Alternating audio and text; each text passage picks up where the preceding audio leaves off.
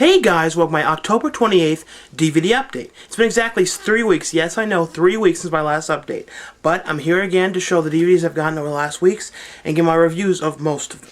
The first DVD I got today was Poultrygeist, the new Troma film, and if people are saying, where'd you get this? I got this at Best Buy. I think it was $19.99, it's the 3-disc, and if anyone wants to know the number, it's number 2042 of 15,000. For those of you who need to know that information. I'm sure there was one of you. Well, I actually just finished watching this probably 25 minutes ago, and I actually really like this one. I think I didn't like it as much as Terra Firma. I think Terra Firma is my favorite one, but I really did like this. It's about this fast food chain that opens up. They build it, and it's built on top of an old Indian burial ground. And like there's like a curse on the ground. So then it's like a chicken restaurant like KFC, and there's something happens to the food. There's like this egg, and it gets in the food, and if you eat the food, you end up shitting out this chicken egg that makes more eggs, and you sort of become a chicken. It's very difficult to explain, but I really love that fat Joe Fleischer, who looks a little bit like me, and as a young man. You know, I'm sure you know who I mean. He's in all the Troma movies. He was in Terra Firma. He was in all the Toxic Avengers. Well, there's one scene that's outstanding when he eats this food. They call him Jared in it, and he's supposed to be like, you know, Jared the Subway guy, and it's a joke. But he eats this food. He's in there crapping over the wall. It's disgusting, but it's hilarious. I think that's probably the best scene in the whole movie, in my opinion. I also really thought they did a good job on the gore effects in this movie, and of course, no CGI. Troma does not use CGI effects. No. Good. And, I don't know, I really like this. It's sort of basically like a musical. I don't know, it's just difficult to explain, but I did like it.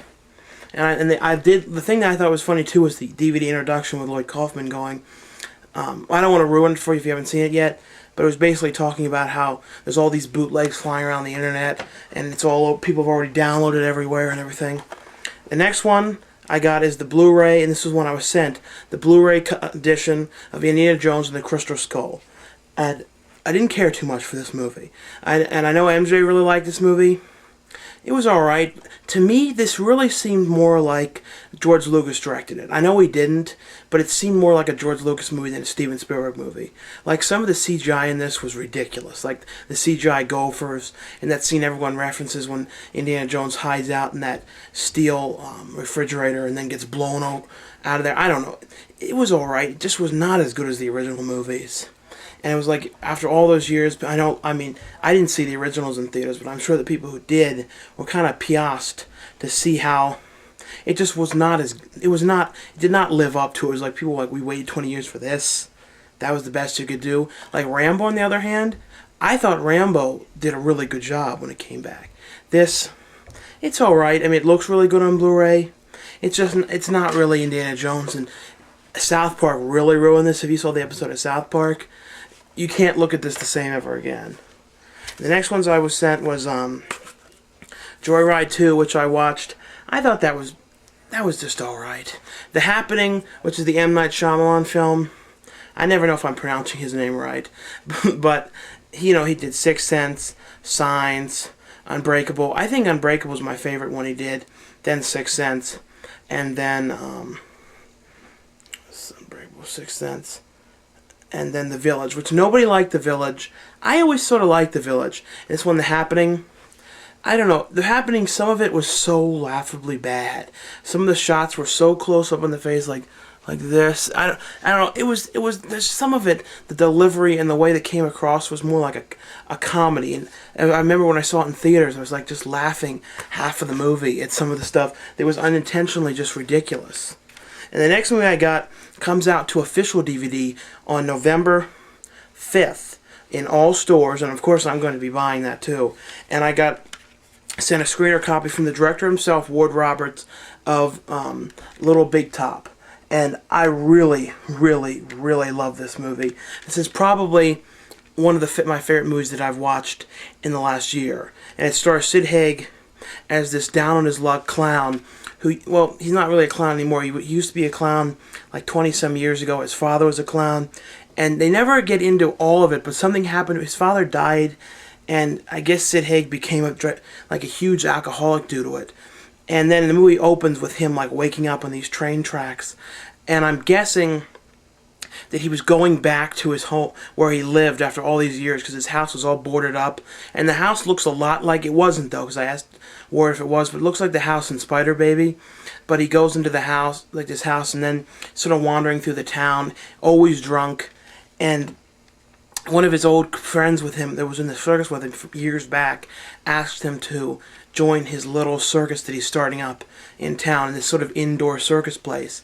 And at first he's just in there like laughing at everybody, he's just drinking all the time. And then things happen and he starts to realize that, I don't want to get into all the details, but I definitely, when this comes out, you need to see this. You'll cry, it's beautiful. And I'm serious here, I loved this movie. I mean, I showed it to my dad too, and he loved it as well.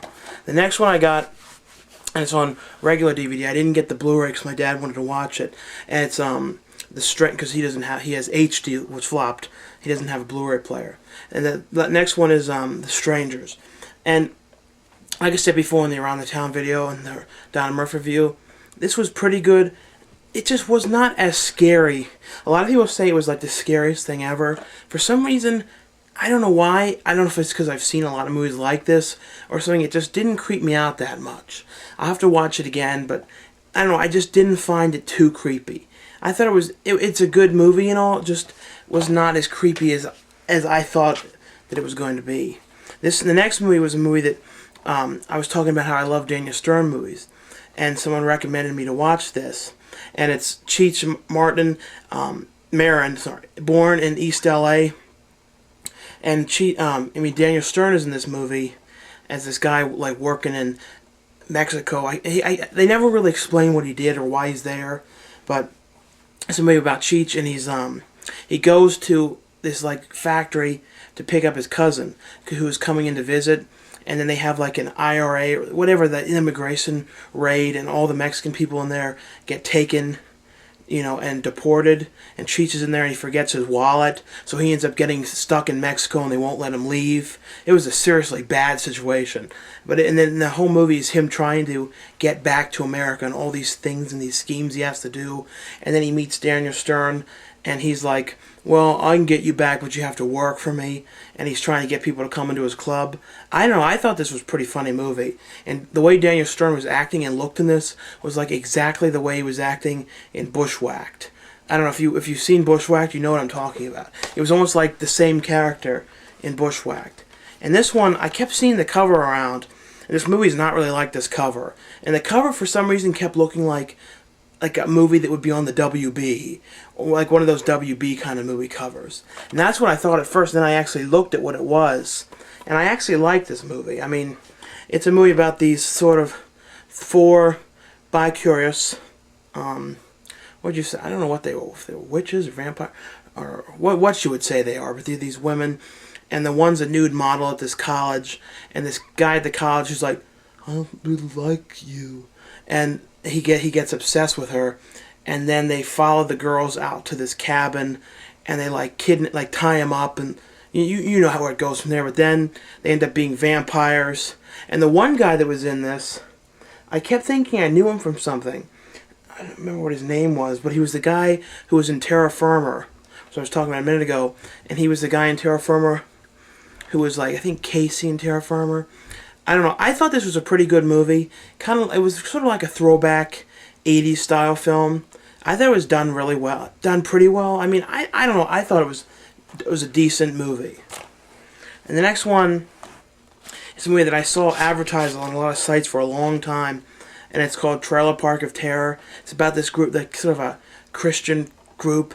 It's like taking these kids to try and really rehabilitate them and, I don't know, make their lives better or something, and they end up breaking down on the side of the road, and they wander into this old trailer park, which you see in the flashback in the beginning, all this shit that happened there, and how everyone died.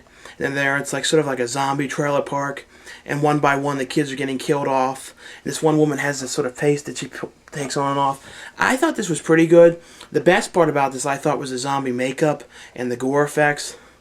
And it's also not one of those ones that has like a whole lot of unknown people. I think like everybody in the cast has been in a lot of things, so it's not like one you're gonna go, who's that? I wonder if he's been in something else. No, pretty much everyone has. I don't know. I like this though. I thought it was pretty good. I mean, I see some of these I watched them a long time, like over 2 weeks ago. So that's why it's better if I do these every 2 weeks. But I just did not get to it because I was so fucking busy with all this stupid stuff to do. So I'm sorry I made you all wait though. I really am. The next one I got is Johnny Depp and Sweeney Todd. Another one I was sent. Sweeney Todd, the Blu-ray. And I watched this over again. And the first time I saw the film, I thought it was good, I just didn't like it too much. The second time I watched it, I liked it a lot more. And as a musical, it really is a good musical. And it was amazing too, like I didn't realize how all the darkness of the film was all added in later, and they didn't shoot it like that. I don't know, I definitely would recommend people check that out. The next one is one of the many Ghost House underground films that I bought. And this is sort of like the After Dark Horror Fest, but with the Ghost House Company, which did like House on Haunted Hill and some of those films. And this one is called Dark Floors, the Lordy motion picture. And I knew that name, and my brother was like, oh yeah, Lordy's like a religious version of Gwar. You know, if you know Gwar, it's that band that dresses up in those cool costumes. Lordy is like sort of like kind of like from what I can tell, a poor man's version of Gwar. They're not as cool, and they don't have cool voices either. Like when they were interviewing on there, they were like, Yachanin, yes. It was like these real stereotypical voices. They should have been like, yeah, you Gwar, you baby. It should have been like that. I don't know if you've seen the interviews on this, you'll be like, that's the way they talk. And they would talk, I don't know, it was like talking like these regular guys wearing these suits. It was just stupid. But it was this horror movie about these people. They're in a hospital building. And this one girl's sick, and the father's like racing her to get her out of the hospital because he doesn't want her in there anymore. Then the elevator breaks down. They leave the elevator. And the girl the whole time is like, I want the red crayon. I want the red crayon. Give me the red crayon. Well, if you've seen it, that's all she keeps saying. The red crayon, the red crayon. And then these monsters, little by little, keep killing people off. And you think she has something to do with it because she keeps drawing them. It was alright. I mean, I kind of liked it, but not the greatest movie ever, though. Next one is a true masterpiece, but I was actually afraid to watch this for quite a few years. Because I was always worried that maybe a ghost could haunt the house. You know, there's a lot of bad vibes with this movie, and they didn't even give it any features. A lot of people are mad that it's supposed to be the special 25th anniversary edition. They didn't do any, all they put is this documentary about Poltergeist or something, and they didn't get any interviews with anybody, nothing. I mean, it kind of sucks that they couldn't get anything together for this. I don't even know, there's a trailer and that's it. But the Poltergeist is just a must-see, and the Blu-ray transfer is amazing of this. It looks better than I've ever seen it before. And if you like this film, it's definitely worth it on Blu-ray. It's a little expensive, it's like $25, but it looks very good. The next one I got is another one of the Ghost House Underground films. This one's called The Substitute. And out of the ones I watched of these so far, this was the best one. It's about this sort of like this light force that comes down from space, and it takes over the body of this woman, and she becomes like, then she goes in this, she's like, becomes like a substitute teacher to these kids, and her whole goal is to get these kids to come back with her to space, and she's sort of tricking them along the way. Another one that's very difficult to explain. I think it's I believe it's a Dutch film, no, Danish film. Don't watch the dub version of this. And if anyone looks at the dub version of this, the one person dubbing it sounds a lot like the girl who in Arthur, the cartoon. I don't know. It was like I only watched it for about 5 minutes. It was like ugh. Then I watched the original language one. I do not care for these dub things. When they dub them, they're always dubbed awful. Well, I'm back. The next one, since I saw the first Poltergeist, I had an urge to watch the other ones. Well, I don't know what I was thinking with that. I watched Poltergeist 2 and 3. Part 2, I couldn't even make it through it. I got so bored. Then I realized, wait a minute. I tried to watch this when I was a kid, probably about 8 years old, and couldn't get through it either. I never have successfully gotten through it. I do like the old man in the movie. The old man was really cool. And he was scary. My God. But then I found out the old man was dying, and that's why he looked so sickly in the movie. And he was just like a dying old man.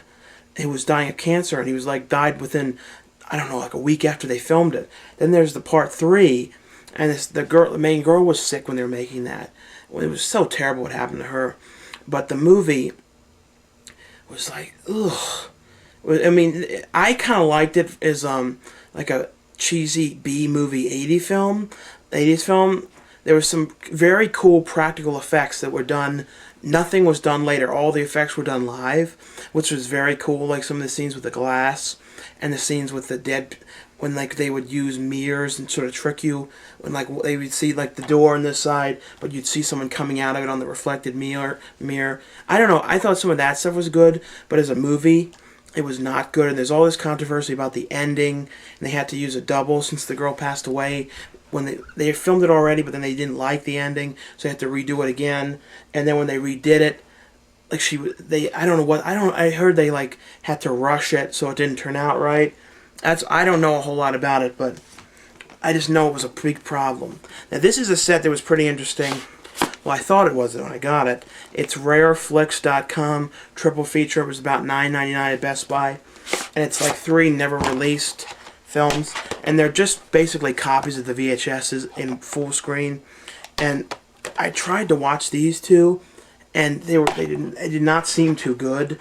I mean, I'll try again looking at them. The one that I did watch that I liked was Pose for Murder, and it's a very cheeseball-ish 80s film, but totally up my alley. Basically, the whole set was worth it for just this. It's about this, like, I guess she's a nude model, and her boyfriend gets out of jail, and like people around her start dying little by little, and they're all this big question about who it is, and there's this ridiculous stuff with these bodybuilders in it. Oh, I mean, it was just some of it so ridiculously shot, and the music. Just watch this one. It's called Pose for Murder. Now on to some of the ones that I did not get to watch, but I've gotten. And I got some of these at this flea market for like this was. I guess this guy got sent screeners and he was like selling them. Sorry for the interruptions. The one that I got at the flea market was a Brett Piper film that I saw one place for like $20-some. It was only $7 there, unopened, and it's Drainiac, which I had never heard of. It looked interesting. I have not seen it though. And these were like 50 cents. I guess they're just screener copies or something of them. I was like 50 cents. I'll just get them. The Hunt and Roman, which I've seen the cover for this a lot. And I got Quentin Tarantino Presents Hell Ride. And like I was going to wait and do this update when I got to watch these things, but 3 weeks is long enough for everyone to wait. So I'll try and talk about these specific ones next update.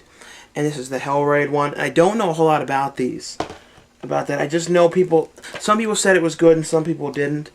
And these are some of the underground ones that I didn't get to look at yet. And this is Last House in the Woods, which I read pretty decent reviews of. It's an Italian horror film. And the Trackman, and it's like about like these people in the sewers. And I got the SpongeBob SquarePants, Who Bob What Pants. Like I've said in many of the other updates, this is one of the only, in my opinion, good classic style cartoon shows still on. I'm on Nickelodeon. I'm not talking about The Simpsons. Simpsons is great. King of the Hill is great, but I'm talking about Nickelodeon. And I got this one I got today, and it's I got the Blu-ray copy of Zombie Strippers, and a lot of people told me this was really good. And I work at the movies, and this projectionist, like security guy's like, "You've got to watch this movie." And I always see him, when he has to watch like they have screenings at the movies, and he's like the security guy who goes around with them. Perhaps you've seen him. He travels the country. Well, he said, "You got to see this." A lot of other people said that it was very good. And I was at the market, and it was weird. They have all these York Entertainment films that you have to get everywhere else for about $19.99. They had them for $3. I mean, 3 for $12. And I was like, I'll check them out. They had Sorority Sister Slaughter. I don't know anything about these. Dr. Chopper and The Orb. I don't know. I just like, what the hell? I'll check them out. And the last two I got, this one I was tending to be able to talk about, is Death Valley with Eric Christian Olsen and Ritter Strong. And this movie I was looking it up, and it was made in like 2004 and took till now to come out. And I was at FYE, and they were selling this for $7, and we bought another DVD, something my brother was getting, so this one was 50% off, so it was like $3.50 or something, and it's Goosebumps, Cry of the Cat, and Say Cheese and Die. So, I hope you all enjoyed the DVD update. I tried to talk about and review most of them. A lot of these ones I just did not get to checking out yet. Anyway, well, good seeing you all again, and I'll see you again in hopefully 2 weeks, 2 to 3 weeks. But I'll try to make sure it's about 2 weeks next time. So, see you all later.